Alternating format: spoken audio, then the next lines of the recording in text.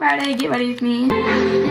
I really don't want to go to school today, but thankfully I have free dress so I can wear whatever I want. As you Swifties know, Taylor's album came out last night, and I love it so much. Now today I have dark chocolate. Open this up. Guys, I tried the dark chocolate one.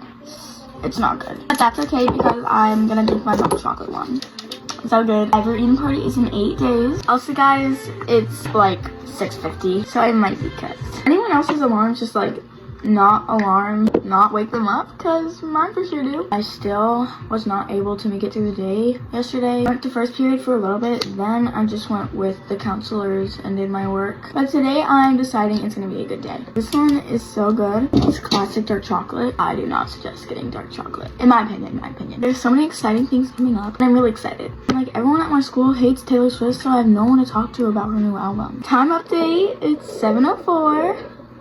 Now to my lip combo. Some of you guys are wondering what I did. I don't know how to pronounce this. It's like the peel off Scatchun in the shade Get Ready. And then I let this sit for 20 minutes, but when I peel it off, I use this Tower 28 lip gloss in shade Lucky. This is my favorite perfume ever. I'm gonna add a few more curls.